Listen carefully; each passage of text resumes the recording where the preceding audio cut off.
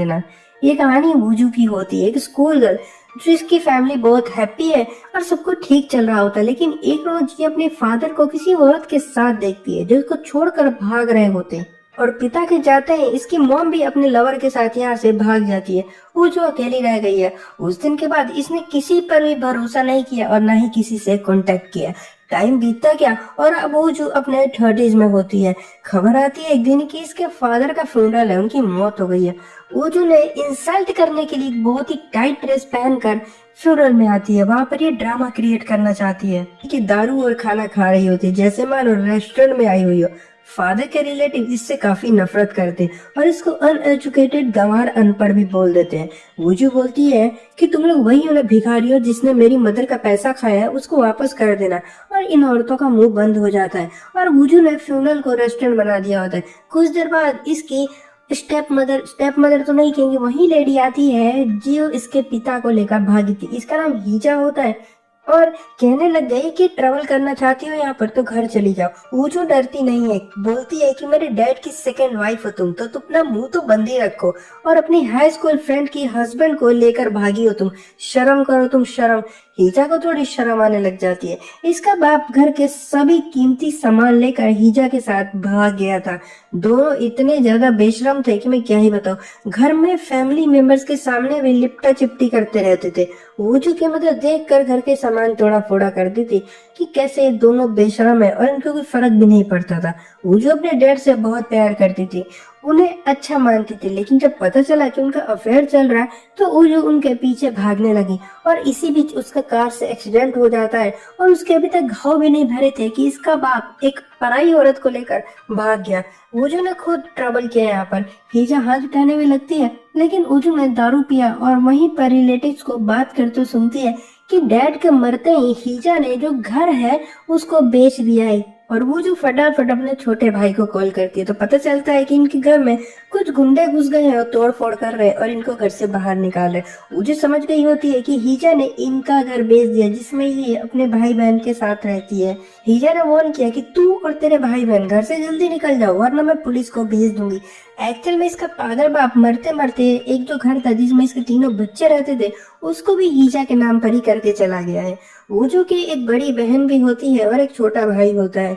वूजू दोनों का ख्याल रखती है बिल्कुल माँ की तरह। इसकी बड़ी बहन हायसंग होती है जो बैंक में काम करती है और आज कुछ सेल औरत आकर हायसंग को मारने लगी। बोलती है कि तू मेरे हस्बैंड की साइड चिक है, क्योंकि हायसंग इस लेडी के बॉयफ्रेंड के साथ सोती है, उसके साथ रिलेशन में है और ये 10 साल से कर रही है। लेकिन हायसंग को पता तक नहीं था कि इस आदमी जिसके साथ ये 10 साल से रह रही है उसकी ऑलरेडी गर्लफ्रेंड है, मतलब वो इसको 10 साल से चीट कर रहा था। हायसंग के होश उड़ गए होते, अपनी मदर को याद कर रही होती है कि कैसे इसके बाप ने भी इसकी मॉम को छोड़ दिया था एक पराई औरत के लिए। सभी मर्द एक जैसे होते हैं, औरतों के पीछे ही भागा करते हैं। वो जो अगर बोलती कि मेरी बहन आज से उस आदमी से कभी नहीं मिलेगी और उस औरत को अपना फोन नंबर देती है। अगले दिन तीनों सामान पैक करके घर से खाली करके चले जाते हैं। इन्होंने अब पूरी लाइफ निकाल दी है, काफी यादें जुड़ी है इस घर से। जाते हुए वो जो गुस्से में घर को देख रही होती है क्योंकि अब ये रिवेंज लेने का प्लान बना रही है। इसकी आंट बताती है कि मरने से पहले तुम्हारा बाप हीजा को घर देकर चला गया। हीजा का बेटा भी है जिसका नाम जिन है और वो काफी पैसे लॉस करके बैठा हुआ है। सब कुछ हारने के बाद बैंक में गया था लोन मांगने के लिए, लेकिन लोन नहीं मिला तो एंड में अपनी मदर हीजा के पास आया। पूरे 5 साल से दोनों नहीं मिले थे। जिनके पिता की मौत के बाद हीजा ने कई बार शादियां की थी और इसी हरकत की वजह से जिन इनसे दूर हो गया था।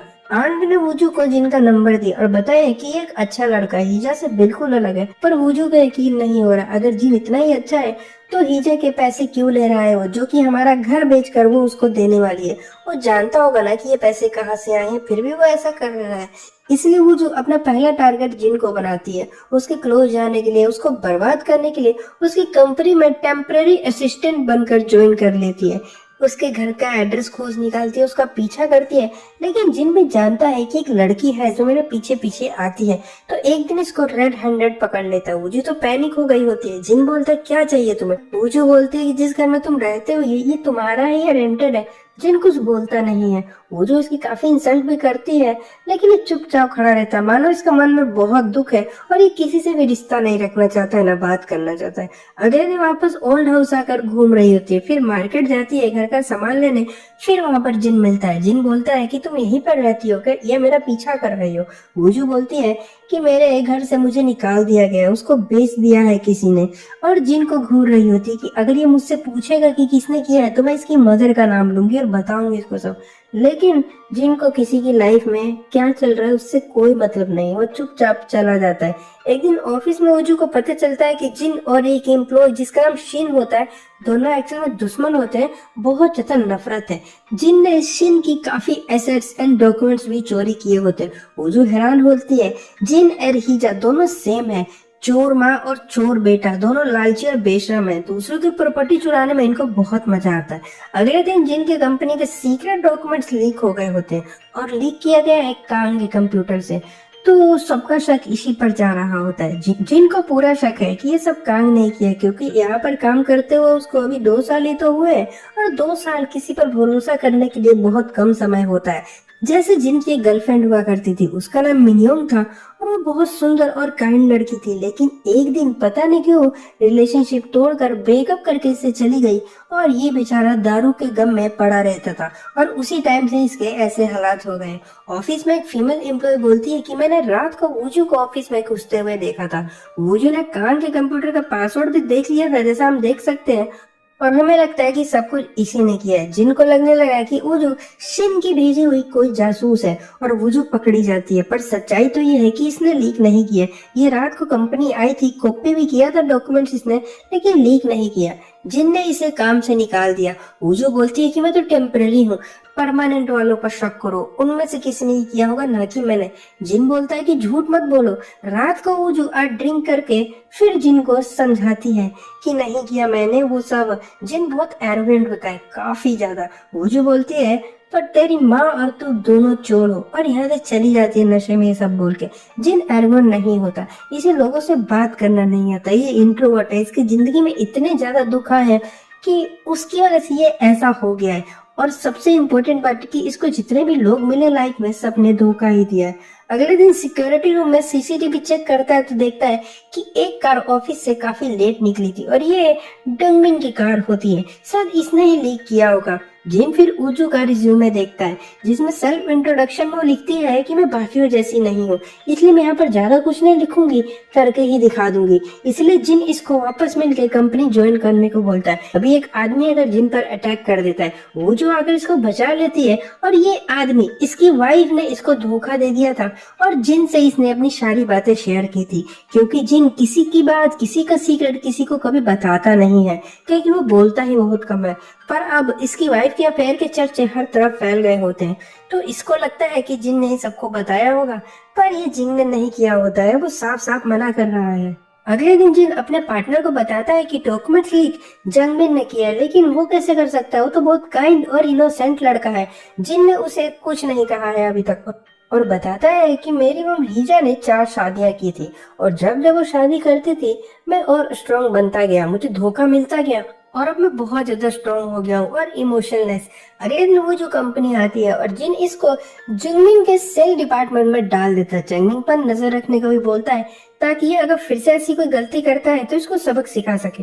पर मुझे बोलते हैं कि कितने सीधे हो तुम, कितनी जल्दी भरोसा कर लेते हो, उसने तुम्हें धोखा दिया, तुम फिर भी उसको यहाँ पर काम पर रख रहे हो। अब वो जो डंगमिन के अंदर काम करने लग गई होती है, इससे पूरे दिन कोसता रहता है, डांटता रहता है और दोनों काफी एक दूसरे से नफरत करते हैं। वो जो बोलती है कि अगर मैं तुम्हें पसंद नहीं हूँ तो तुम जाकर जिन से बात करो, मुझ पर गुस्सा मत निकालो।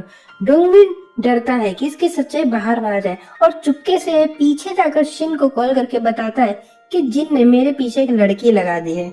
वही शिन जो कि जिन का बहुत बड़ा दुश्मन होता है। लंच ब्रेक में अचानक कंपनी के साइड वाले रेस्टोरेंट में वुजू को जिन दिख गया होता है। वुजू इससे दूर ही रहती है, इसे डोंगमिन पर नजर नहीं रखनी है क्योंकि जिन से ये काफी ज्यादा नफरत करती है और वो यहाँ पर रिवेंज लेने के लिए आई है, इसकी हेल्प करने नहीं। और ये जासूस को ऑफिस में क्यों रहने दे रहा है ये भी सोच रही होती है। जिन बोलता है कि मैं क्या भी शांत हूँ, मेरी गर्लफ्रेंड मुझे सालों से चीट कर रही थी लेकिन फिर भी मैं उसे कुछ बोलता नहीं था। वुजू बोलती है कि मुझे तुम्हारी लव लाइफ में कोई इंटरेस्ट नहीं है। दूसरी तरफ हीजा ने न्यू बॉयफ्रेंड बना लिया होता है और कंपनी आई होती है। वुजू भी इसके सामने आती है, लेकिन वो वुजू को पहचान नहीं पाती क्योंकि वुजू का स्टाइल काफी यहाँ पर चेंज होता है और इसने लास्ट टाइम वुजू को फ्यूनरल में ही देखा था, वो चश्मे के साथ। वुजू इसको देखकर बहुत गुस्सा होती है और इसे याद आता है कि कैसे अपने फादर को हीजा के साथ इसने होटल से बाहर जाते हुए देखा था। फिर ये शॉर्टकट लेकर अपने फादर को रोकने गई थी और उनकी कार के सामने आ गई, जिससे इसका एक्सीडेंट हो गया था। ये बहुत रो रही थी और डैड ने हीजा को चुन लिया, जो कि इसकी मदर की फ्रेंड थी। ऑफिस के बाद वो जो डोंगमिन से साफ बोल देती है कि जिन को पता है कि तुम जासूस हो, तो अगर तुम उसे बर्बाद करना चाहते हो तो अच्छे से करो, क्योंकि मैं भी यही कर रही हूँ यहाँ पर। और वहां से फार्मेसी में आ जाती है और यहाँ हम इसके फ्रेंड युनजुन को देखते हैं। युनजुन फार्मेसी चलाता है और इसे बताती है कि आज हीजा से मिली थी मैं।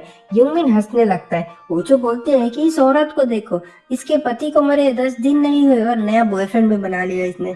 कैसी औरत है ये, इसे दुख नहीं होता क्या? कैसी है? मैं तो इससे रिवेंज लेकर रहूंगी ताकि ये याद रखेगी। युनजो इसको शांत करता है, फिर शॉप बंद करता है। तभी वूजू की सिस्टर हेसंग इसको कॉल कर देती है और कहती है कि अभी मैं कैफे में हूँ तो तुम भी आ जाओ। और हम हेसंग को देखते हैं। हेसंग एक चुलबुली लड़की है जिसको हर दूसरे हैंडसम लड़के से प्यार हो जाता है और आज ये जिन को देख रही होती है। रुक कर बात करने लग गई। इसे ये पहले से ही जानती है जब जिन इसके बैंक में लोन लेने के लिए आया था। सेकेंड टाइम इसने जिन को वूजू के साथ रोड पर देखा था। हाईसंग हैंडसम लड़कों से दोस्ती करने में काफी इंटरेस्टेड रहती है और इसको ड्रिंक पीने के लिए बुलाती है और खुद को वूजू की बड़ी बहन करके मिलवाती है। वूजू भी यहाँ पर आ गई होती है अपने भाई बहन के पास और देखकर काफी शौक होती है। हेसंग को लगता है कि मेरी बहन इतने हैंडसम लड़के को देखकर शौक हुई है। कुछ देर बाद वूजू को होश आ जाता है। जिनको बाहर लाकर बोलते हैं कि हाईसंग को डेट कर रहे हो तुम, ये मना करता है। तो बोलते ही चले जाओ, मेरी फैमिली से दूर हो जाओ। काफी कड़वे वर्ड्स बोल दिए जिससे जिन को काफी बुरा लगता है और यहाँ से वो चला जाता है। सभी घर आ गए होते। हैसंग बोलती है कि शायद वो तुमसे प्यार करता है। मैंने उसको ड्रिंक के लिए बुलाया तो वो मना कर रहा था, लेकिन जब मैंने तुम्हारा नाम लिया तो वो सुन के आ गया। हमेशा उदास उदास सा रहता है बेचारा, पता नहीं शायद उसको लड़की की जरूरत है। लेकिन ये सच होता है कहीं ना कहीं। इसकी गर्लफ्रेंड मिनियंग एंड जिन कैंपिंग करने गए हुए थे। हमें पास्ट के सीन दिखाई देता है। तभी मिनियंग को किसी कॉल आती है और ये कहती है कि मुझे ब्रेकअप करना है क्योंकि इसका दूसरा बॉयफ्रेंड इसे अमेरिका लेकर जाएगा और शादी करेगा, ऐसा वो सपने दिखा रहा है। इसे काफी गिल्ट हो रहा होता है जिन के लिए, पर अब इसको तो करना ही पड़ेगा ना। जिन बोलता है कि प्लीज अभी ब्रेकअप मत करो, मेरी जिंदगी में बस कैंपिंग ही है जिसको करके मुझे खुशी मिलती है। अगर तुम मेरे साथ यहाँ ब्रेकअप कर लोगी तो मैं लाइफ में कभी कैंपिंग नहीं कर पाऊंगा, ये मेरा ट्रॉमा बन जाएगा। लेकिन ये बहुत जिद्दी और ढीठ होती है, इससे ब्रेकअप करके चली जाती है।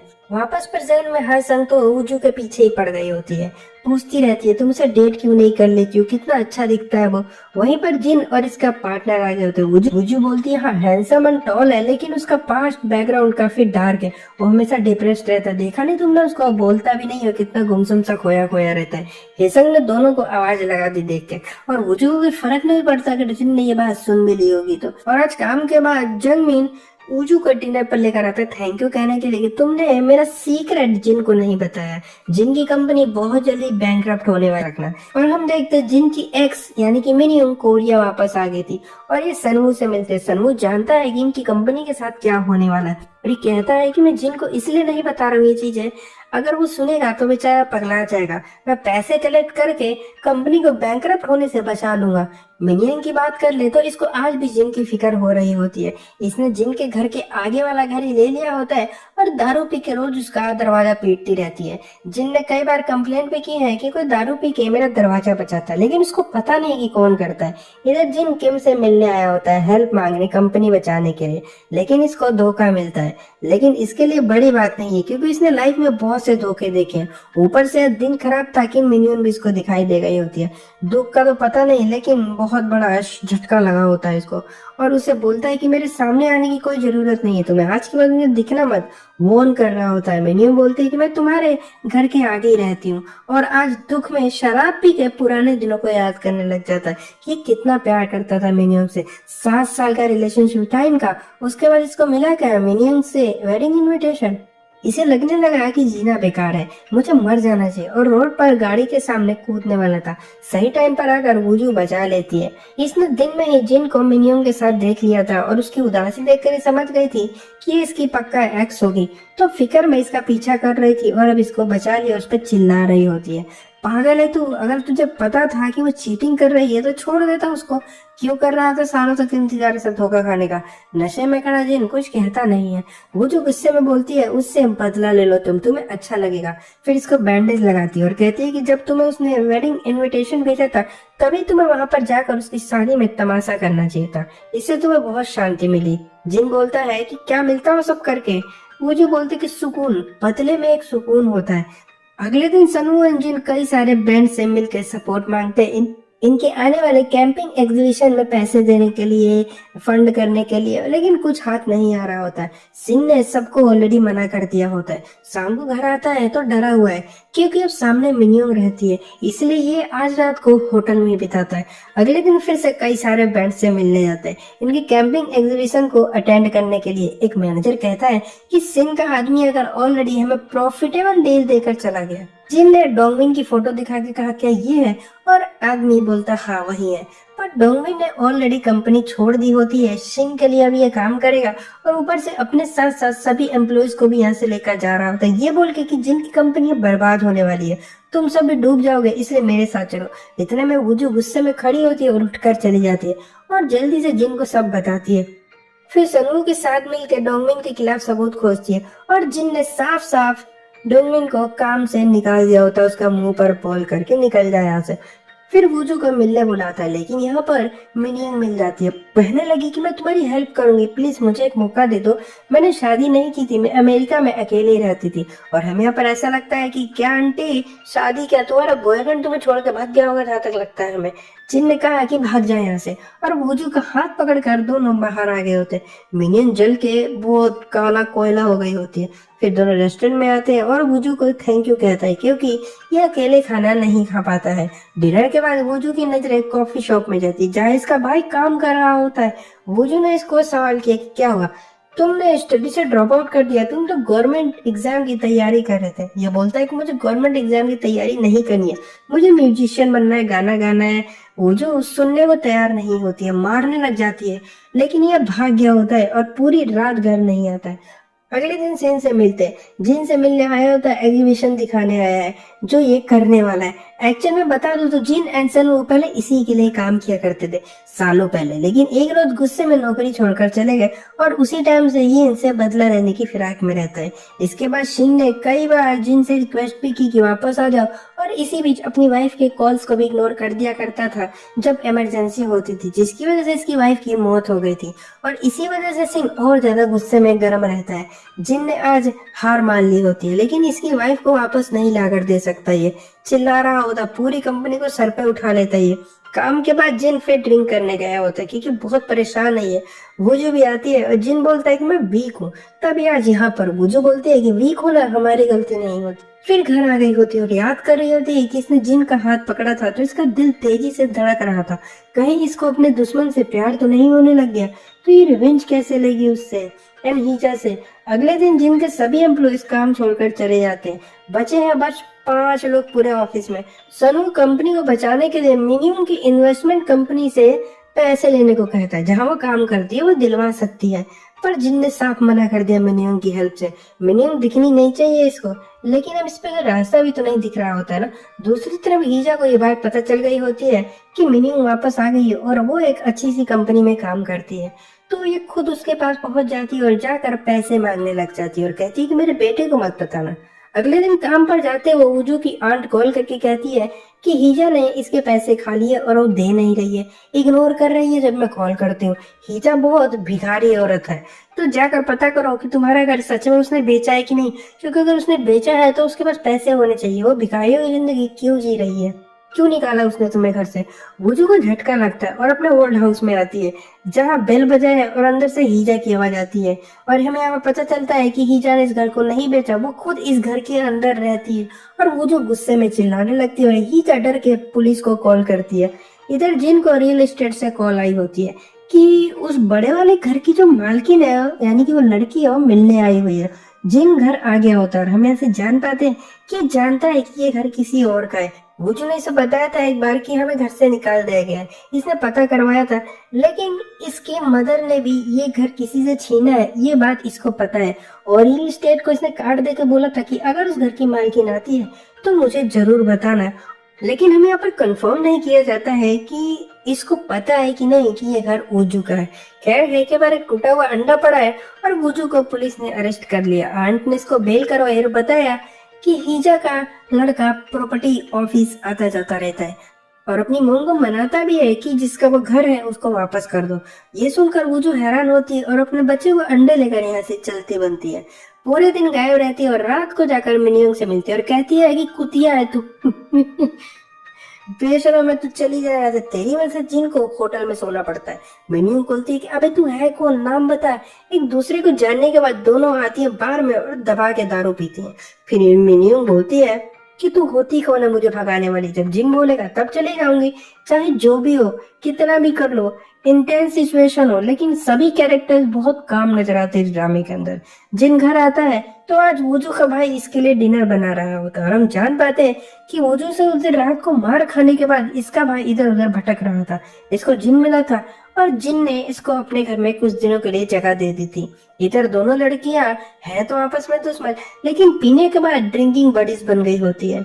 मिनियोंग के घर में ही आकर सो जाती है ये और सुबह उठकर जाने लगती है तो एलिवेटर में जिन मिल जाता है। माहौल काफी ऑकवर्ड हो गया होता है और जिन को जब पता चलता है कि मिनियोंग के साथ सोई थी तो कंफ्यूज हो गया होता है कि आखिर ये सब क्या हो रहा है। पर अच्छा लड़का है, उसे खिलाता है, फिर बोलता है कि क्या चल रहा है तुम दोनों के बीच। मुझे बोली कि मुझे पता चला कि तुम होटल में सोते हो, इसलिए मैंने मिनियोंग को जाके सुना दिया उल्टा सीधा और ये सब हो गया। अब ये सुनकर जिन हंसने लगता है, पहली बार हंसा ये पूरे ड्रामे के अंदर। काम के बाद घर जाते हुए वुजू के भाई से पूछता है कि क्या खाओगे, कुछ लेकर आ जाओ तुम्हारे लिए। ये बोलता है नहीं नहीं। और हम यहाँ जान पाते हैं कि जिन अब थोड़ा सा खुश होने लग गया, उसकी जिंदगी में थोड़ी खुशी आ गई है, मानो इसके मरे हुए घर में जान आ गई है बिल्कुल वुजू के भाई के आ जाने से। और आज फिर मिनियोंग से मिलता है और बोलता है कि तुम्हें जाने की जरूरत नहीं है कहीं, तुम यहाँ पे रह सकती हो, मैं तुम्हें भूल चुका हूँ और मेरे दिल में हलचल नहीं होती है तुम्हें देख के। मिनियोंग बेचैन है। रात को जिन का डोरबेल बजाने चली जाती है और अंदर से वुजू का भाई दरवाजा खोलता है, लेकिन ये थोड़ा सा दरवाजा खोलती है और इसको लगता है कि अंदर जिन खड़ा है। ये बताती है अपने पास्ट के बारे में। जिन एंड मिनियोंग जब डेटिंग कर रहे थे तो हीजा मिनियोंग से मिला करती थी। मिनियोंग जान गई थी कि हीजा बहुत गंदी औरत है, जिन से बिल्कुल अलग है। लेकिन मुझे क्या मतलब, जिन तो मुझे अच्छे से रखता है तो सब कुछ ठीक है। और टाइम टू टाइम हीजा मिनियोंग से बहुत सारे पैसे भी मांगा करती थी। लेकिन एक दिन जब मिनियोंग ने शादी करने के लिए कहा जिन से, तो जिन ने अभी शादी के लिए मना कर दिया और ये बहुत ज्यादा भड़क गई थी। इसको लगता था कि उसकी माँ पैसे लूटती और ये मुझसे शादी भी नहीं कर रहा है। और इसी चक्कर में इसने गुस्से में रिवेंज लेने का सोचा और अपनी शादी की फेक खबर फैला दी ताकि ये जिन को पेन दे सके, एक धोखे का पेन जो होता है, क्योंकि उससे बड़ा दर्द नहीं होता दुनिया में। अब ये सब बोल के दरवाजा बंद करके चली जाती है और वुजू का भाई हैरान होता है कि अबे यार ये क्या बोल रही थी, किसके बात करनी थी इसको, मुझे क्या पता कौन नहीं है, लेकिन इतना पता कि सामने वाले घर में रहती है। जिन के आने पर बताता है कि कल सामने वाली लड़की आई थी, पर ज्यादा जिन ध्यान देता नहीं है इसके ऊपर। और रात को वुजू का भाई काम पर आया होता है, इसके शॉप के बाहर ही वुजू नशा करके बैठी और नशा करके रात को जिन के घर आई और मिली और अपने बारे में बताने लगी। स्कूल के दिनों में मैं आर्चरी किया करती थी, बहुत अच्छी थी स्पोर्ट्स में, लेकिन एक दिन मेरा एक्सीडेंट से कंधा टूट गया जिसकी वजह से मैं किसी काम की नहीं रही। और वो उसी एक्सीडेंट की बात कर रही है जिसमें हीजा और उसके बाप गाड़ी लेकर भाग रहे थे। पर टाइम बीतने के साथ साथ मुझे पता चल गया कि गलत था, तुम मुझे कभी लाइक मत करना। और रोने लग जाते। जिन जान जाता है कि ये क्या कहना चाहती, क्या फील करती है मुझे लेकर, और कह रही है कि मैं इसको एक्सेप्ट ना करूं। ऐसे ही कुछ दिन बीत गए होते और अब वो जो जिन से रिवेंज नहीं लेगी, इसने ऐसा प्लान बनाया होता है। रियल एस्टेट एजेंट से कॉल करके बोल देते कि हीजा के बेटे को बोल दो कि प्रीवियस ओनर ने गिव अप कर दिया और उनको अभी ये घर नहीं चाहिए और वो लोग अपनी फैमिली के साथ अच्छे से रहते, ताकि जिन इसके घर को लेके परेशान ना हो। ये सुन के जिन को काफी सुकून मिलता है कि वो फैमिली ठीक है। और उसके बाद वुजू ने नॉर्मल काम किया, कंपनी में ऐसे दिन बीतते गए और फैमिली फ्रेंड पर ध्यान देने लगे। कुछ दिन ऐसे ही बीते और सनू एक दिन बोलता है जिन से कि तुम वूजू को डेट क्यों नहीं कर लेते हो? मैंने देखा है कि तुम दोनों अकेले में बातें करते हो, एक दूसरे को देखते भी हो। जिन बोलता हाँ वो मुझे पसंद है, लेकिन एंडिंग बहुत पेनफुल होगी हमारी। मुझे वापस से हर्ट नहीं होना है। अभी अभी तो दिल टूटा था मेरा 3 साल पहले और घर आ गया होता। तब मिनियम ने इसको हक किया और सीढ़ियों में ये सिन ने देख लिया, क्योंकि वो इन्वेस्टमेंट के लिए मिनियम से बातें करने आया था, इससे पैसे लेने आया था।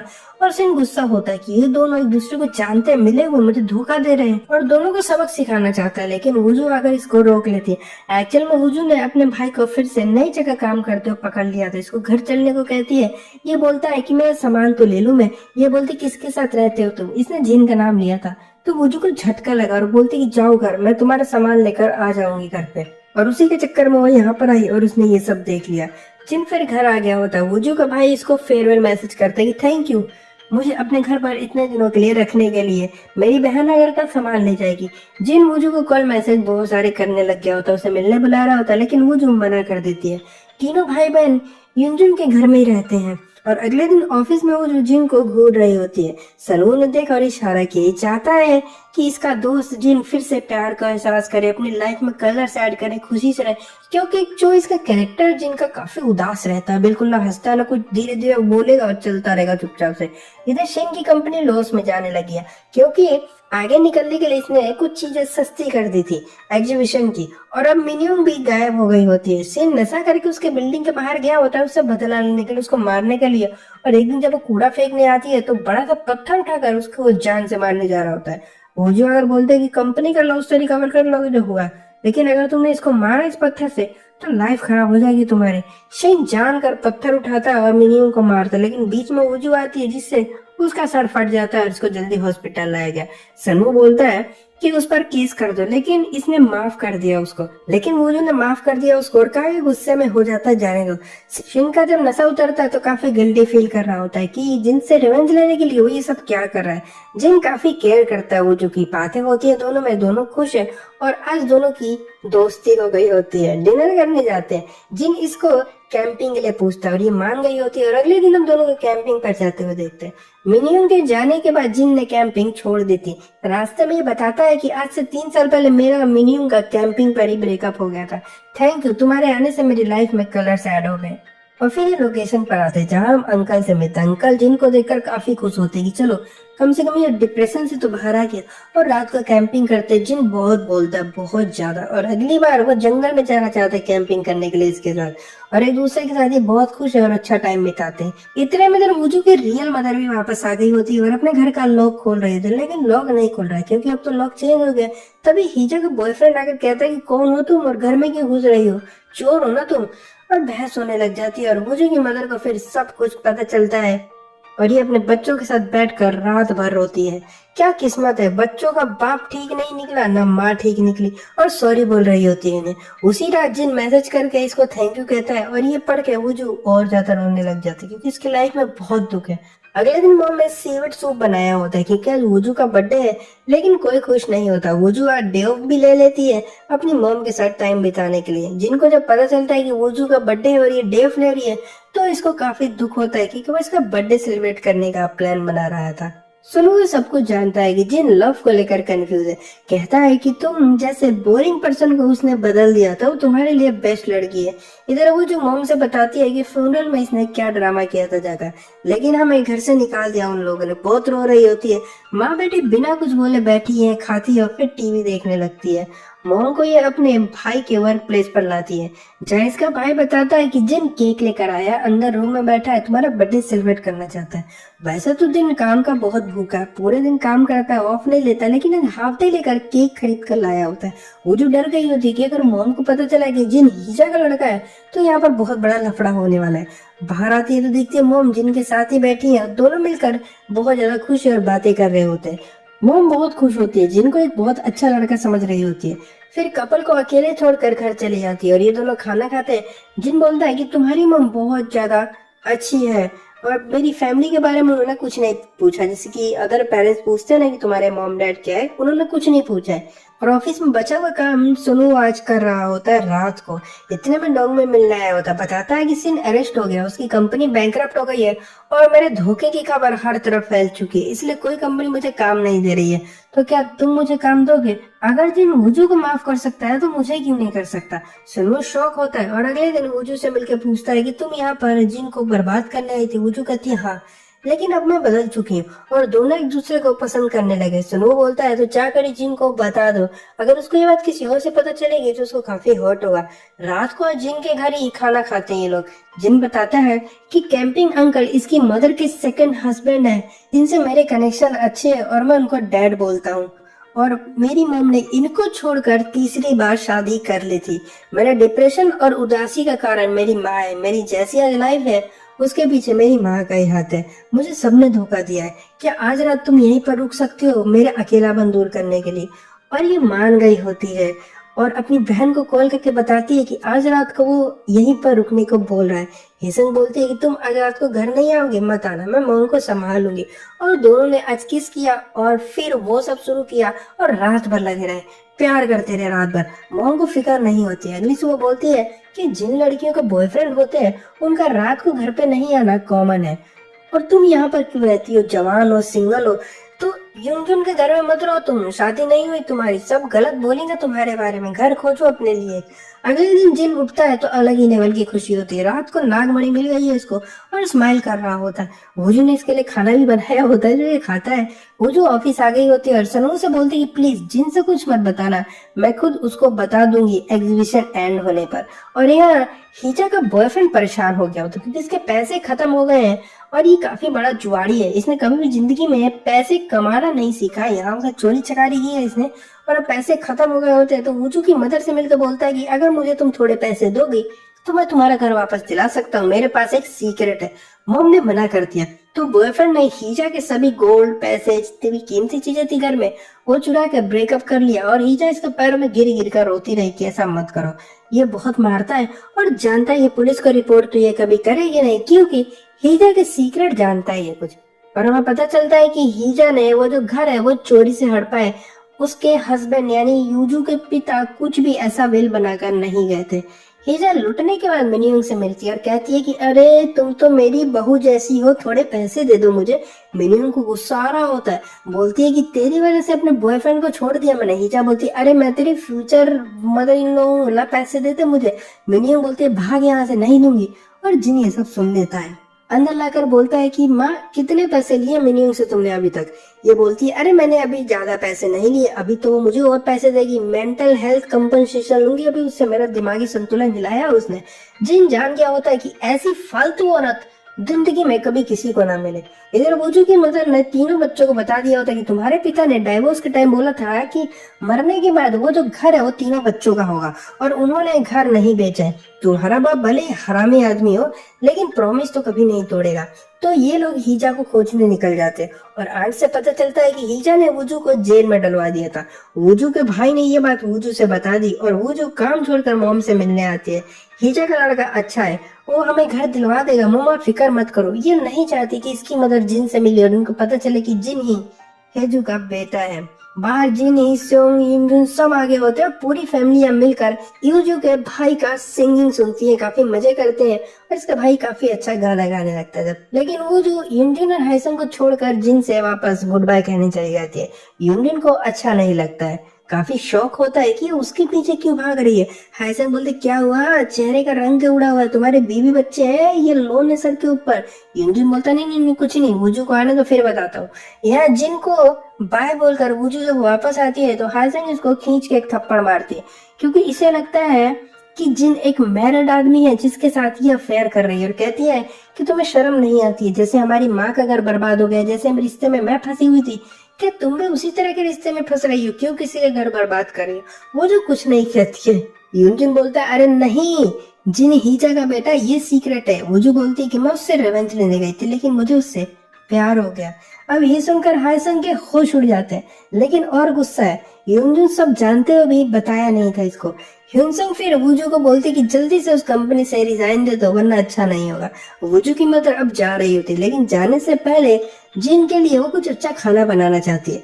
हायसंग से सामान मंगाती है और हायसंग अपने भाई को मेडिकल शॉप पर बेचकर एक दवाई मंगाती है। और ये मेडिकल शॉप यूनजुन का ही होता है। यूनजुन को अजीब लगता है कि आखिर ये दवाई क्यों मंगा रहे हैं ये लोग। हायसंग ने घर पे मोम से जिन की सच्चाई बता दी होती है कि वो हीजा का लड़का, और मोम बहुत रोती है और उस दवाई को पीती है। वूजू ने भी ऑफिस छोड़ दिया होता है और हीजा आजकल जिन के घर पे ही पड़ी रहती है। जिन तो एक वीक के लिए बिजनेस ट्रिप पर जा रहा है और उम्मीद करता है कि जब ये वापस लौटेगा तो इसकी मनहूस माया से निकल चुकी होगी। हीजा बोलती है गर्लफ्रेंड बना रही है तुमने, मैंने सुना है। कौन है वो? जिन जानता है कि अगर मैंने इसको बता दिया तो ये घटिया औरत मेरी नई गर्लफ्रेंड से भी जाकर पैसे मांगने लग जाएगी। जाते हुए मिनियम से मिलता है, सॉरी कहता है और बोला कि धीरे धीरे मैं तुम्हारे सारे पैसे चुका दूंगा जितने मेरी मोम ने लिए हैं। इधर हीजा घर बेच रही होती है और ये बात इसके बॉयफ्रेंड के आदमी इसके बॉयफ्रेंड को बता देते हैं और हीजा के पास पैसे आने वाले। अब ये बात सुन के इसका बॉयफ्रेंड कॉल कर देता है, हीजा को ब्लैकमेल करने लग जाता है कि रिकॉर्डिंग सुनाता है जहाँ से हम जान पाते हैं कि वूजू के पिता ने मरने से पहले विल बनाए थे, यानी कि जो घर है वो तीनों बच्चों के ही नाम पर है। लेकिन वो जो पेपर्स थे वो हीजा ने चुरा लिए थे और वो बोल रही थी कि ये मेरा घर है और मेरे नाम पर करके गया है और घर हथियार लिया था इसने। सुनो फिर जिन से वूजू के बारे में सब बता देता है और जिन वूजू को कॉल करता है, लेकिन ये उठाती नहीं है। किस मुंह से उठाएगी, इसके अंदर इतनी हिम्मत नहीं हो रही होती है।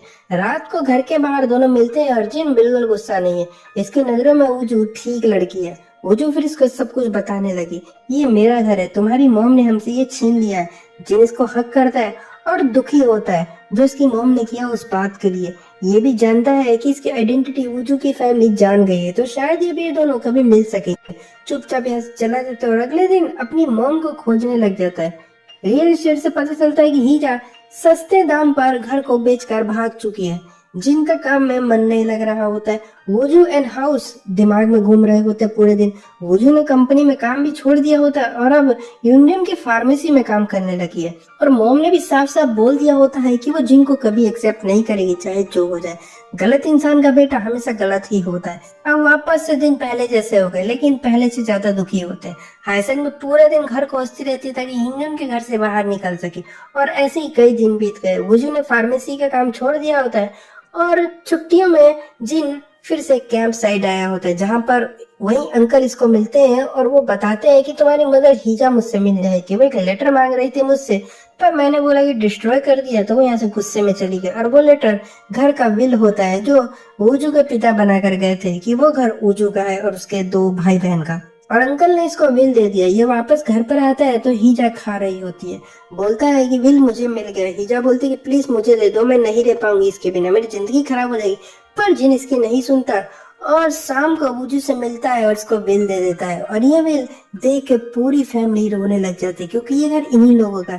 हायसंग शुरू से अपने डैड से नफरत किया करती थी। वो बोलती थी कि जब मेरा बाप बुढ़ा हो जाएगा तो उसको बच्चों के सहारे की जरूरत पड़ेगी, लेकिन मैं उसके पास जाऊंगी और उसको अबैंडन कर दूंगी, मैं बिल्कुल बात नहीं करूंगी उससे। लेकिन अभी विल देखकर इसकी नफरत प्यार में बदल गई होती है। अगले दिन यूनियन के साथ दोनों बहनें लॉयर से मिलती है। लॉयर बोलता है कि हीजा पर केस कर दो वरना वो घर का तो कभी नहीं छोड़ेगी।